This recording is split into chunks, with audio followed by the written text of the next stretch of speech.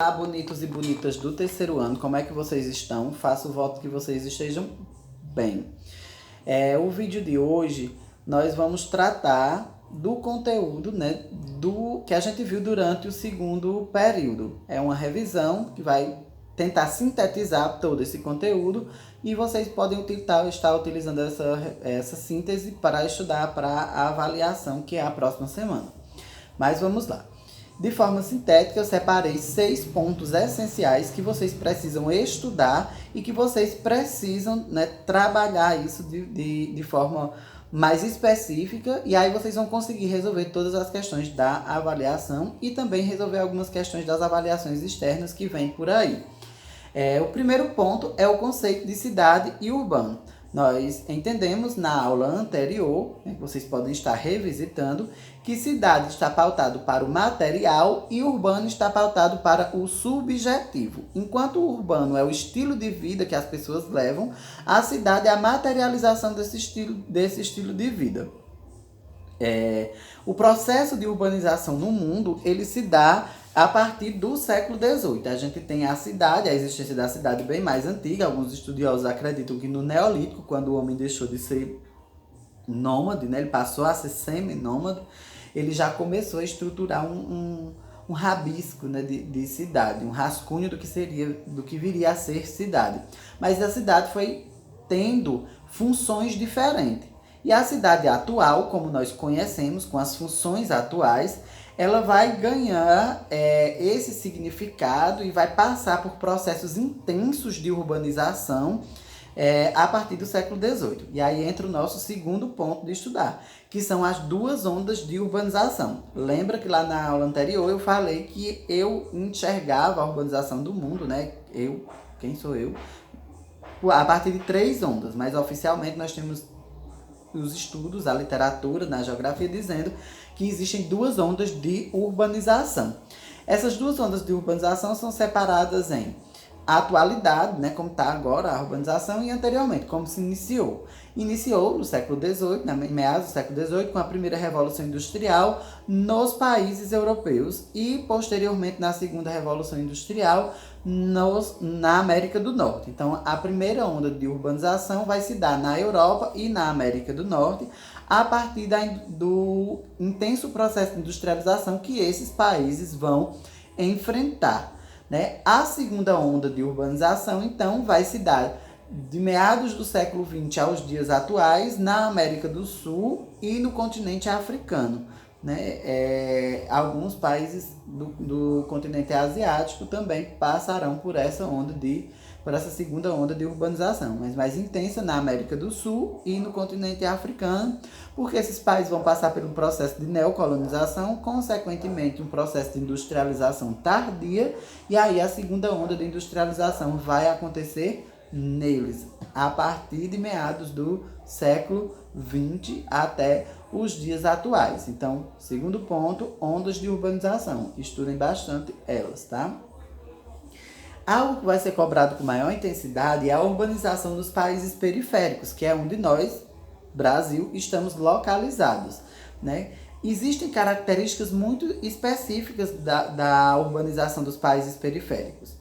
Uma delas é que, se a gente for falar comercialmente, já que a função da cidade ela é bem comercial atualmente, né, é que ela vai ser marcada pelo advento do setor terciário e não dos setores primários da industrialização, como aconteceu nos países europeus, né? E também vai ter um alto nível de informalidade, do mercado informal de emprego. Então, dentro do mercado de trabalho, o setor terciário e o trabalho informal vão ser característicos da urbanização nos países periféricos. A industrialização ela vai ser tardia, consequentemente, a modernização das atividades agrícolas, conjugadas à concentração de pessoas nas grandes cidades, vão ser características marcantes do processo de industrialização dos países pobres, né? Se a gente for pensar nos países pobres no sentido geral, se a gente for pensar no Brasil, também vai ser bem assim. Ela vai ser justificada a partir de um processo de industrialização muito tardia que acelerou o êxodo rural com rotas migratórias muito fixas para a região sudeste. Por que que isso acontece? Porque o processo de industrialização brasileira começa na região sudeste e esse início da industrialização brasileira nessa região se dá por conta da economia cafeeira, que deixou uma determinada estrutura para que a industrialização começasse, como as estradas de ferro e a região portuária para o escoamento do café. Né? Então, a gente vai ver que no Brasil, né, assim como nos demais países periféricos, a industrialização é tardia, consequentemente o processo de urbanização também vai ser tardio e vai ter como consequência a intensificação do êxodo rural, porque o campo ele está se modernizando também. Então, no Brasil, a urbanização ela vai ter 3 momentos marcantes, né? Que é da década de 20 para a década de 30, né? 30 com Vargas, isso se intensifica um pouco mais. Na década de 50 com JK e posteriormente no processo de reconstrução do capitalismo, né? A partir da década de 80. E aí o que é que acontece, pessoal? Na década de 30, quando se intensificou mesmo o processo de industrialização, o êxodo rural foi muito grande. E na década de 60, mais ou menos, ali quando está no processo de ditadura militar, 70 para 70, quando tem a Revolução Verde, que tem a mecanização do campo, essa migração da população rural para as cidades vai aumentar muito, vai aumentar pencas, né? E aí a gente já está falando do quarto ponto, né? O terceiro ponto é a urbanização dos países periféricos e o quarto ponto é a urbanização brasileira. Então, a industrialização vai provocar essa migração e é uma migração fixa para a região sudeste.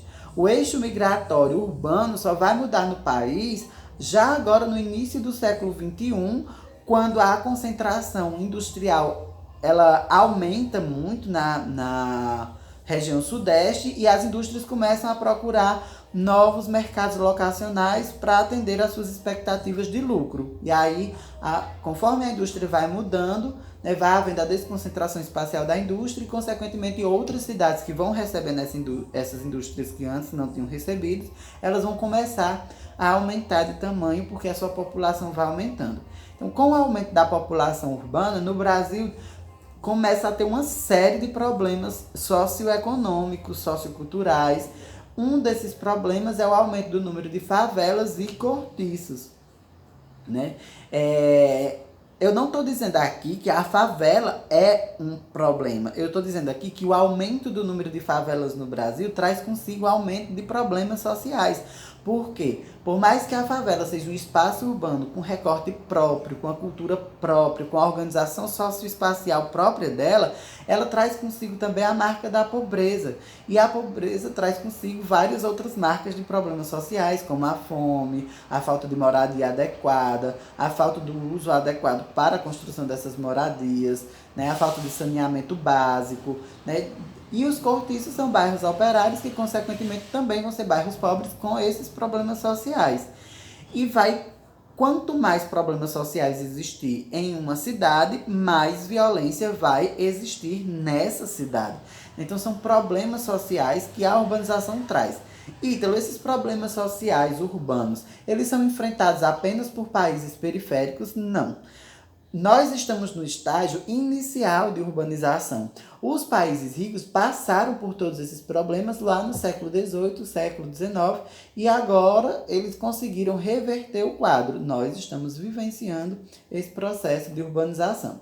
Então, os 4 pontos trabalhados até aqui que vocês precisam estudar é o que é cidade e urbano, quais são as 2 ondas de urbanização, suas características, intensificar mais na segunda onda de urbanização, que é onde os países periféricos vão ser urbanizados. Então, terceiro ponto, urbanização dos países periféricos. Né? O quarto ponto, urbanização brasileira. E agora nós nos encaminhamos para o quinto ponto de estudo que vocês devem focar, que é como as cidades são classificadas. Eu falei na aula anterior e vocês podem revisitá-la para poder ver um pouco mais deste conteúdo. E as cidades elas podem ser classificadas em 3 grandes grupos. As cidades pequenas, geralmente elas têm até 100 mil habitantes, Então, nossa cidade, por exemplo, ela é classificada como uma cidade pequena porque ela não chega nem a isso, né, pessoal? E o comércio, ele é bastante pequeno mesmo, tem uma situação econômica um pouco delicada. As cidades médias, que vão entre 100 e 500 mil habitantes. Aqui próximo nós temos a região metropolitana do Cariri, especificamente Juazeiro do Norte, como uma cidade média, considerada uma cidade média. E nós temos um terceiro grupo de cidades, que são as cidades grandes com mais de 500 mil habitantes, né? Dentro dessa variação de cidade média para cidade grande, nós vamos encontrar grupos de cidade que recebem denominações específicas. E esse é o sexto tipo, né? Que são as categorias das grandes cidades ou médias cidades. A primeira categoria, médias cidades podem se enquadrar, que é a categoria de metrópole. O que é uma metrópole? Podemos considerar uma cidade matriz, que é referência ou regional ou estadual em oferta de serviços. Desculpe, pessoal.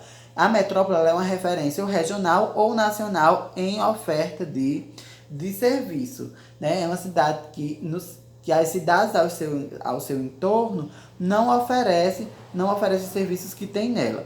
A metrópole regional, ela pode, pessoal, né, ter uma influência interestadual. Por exemplo, Juazeiro é uma metrópole regional. Essa metrópole, Juazeiro, ela é referência tanto para as cidades ao seu entorno, né? Missão Velha, a própria Milagres, Farias Brito, Antonina do Norte, como ela também é referência para cidades de outros estados que são vizinhos da gente, né? Como o Piauí, o Pernambuco, a Paraíba.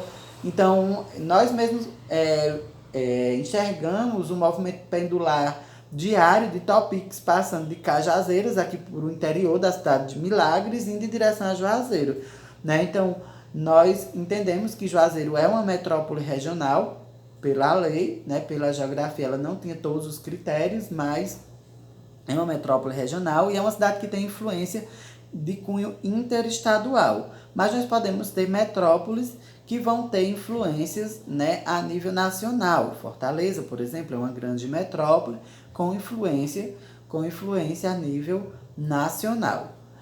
Dentro desse conceito de metrópole ainda, nós encontramos o conceito de região metropolitana, que é um recorte político espacial complexo que envolve a cidade central metrópole, no nosso caso, Juazeiro, e polariza e dinamiza as demais cidades ao seu redor, influenciando-as economicamente, socialmente, politicamente. Por exemplo, do Triângulo Crajubá, né, Crato, Juazeiro e Barbalha, e as cidades que estão na sua circunferência, elas acabam também sofrendo influência de Juazeiro do Norte. Isso como exemplo local que é mais próximo da gente, mas nós temos vários outros exemplos no nosso país, né? Uma outra categoria de cidade que vocês têm que estar dando uma olhada é o conceito de megalópolis, né? E aí a gente vai. Megalópolis podem ser classificadas como o encontro entre duas metrópoles nacionais, que são, como já deve ter sido imaginado, uma grande aglomeração urbana, onde a região metropolitana é influenciada diretamente por duas grandes metrópoles, né? Na aula anterior, eu dei até o exemplo do eixo Washington-Boston, nos Estados Unidos, que é quando duas grandes metrópoles se conurbam. Conurbação, vocês lembram que é o encontro, a costura da malha urbana de duas cidades, pessoal. Então, tá aí o conceito de megalópole, que é quando duas metrópoles, elas conseguem, né, chegarem a se costurarem. Para vocês terem uma ideia, né, o eixo Washington-Boston tem mais de 700 quilômetros de malha urbana. As megacidades não procuram avaliar a influência da cidade sobre as demais, né, ao seu entorno. As megacidades são cidades com um número superior a 10 milhões de habitantes. Megacidades, o conceito de megacidade está relacionado não à sua influência econômica, social, política, cultural, mas sim ao número de habitantes que tem. Acima de 10 milhões é considerado megacidade, sim. Cidade global, no entanto, é uma cidade que tem influência, né, de nível internacional. elas não estão. Quando se vai conceituar uma cidade global, não se preocupa tanto em estar comparando ela às cidades ao seu entorno, porque ela tem dimensões tão gigantescas que ela recebe fluxo de pessoas, recebe fluxo de mercadoria, recebe fluxo de informação, recebe fluxo de moeda, recebe todos os fluxos espaciais, né, a nível internacional. A exemplo é São Paulo, no nosso país.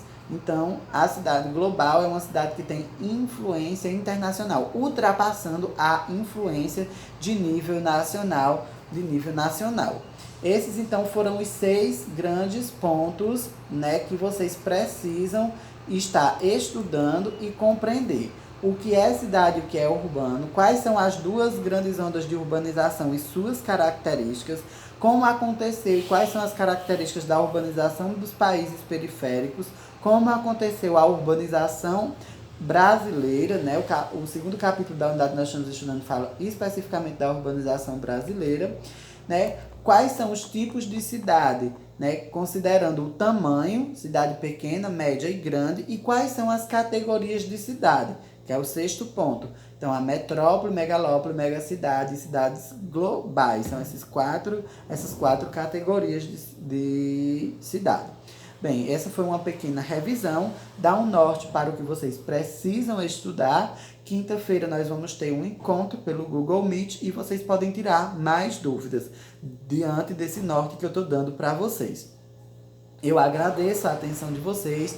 Deixem o comentário de vocês com as dúvidas, que eu vou estar dando uma olhada antes de quinta para preparar a aula, né? Se puderem, se quiserem comentar algo a mais, fiquem à vontade. Obrigado e até a próxima aula.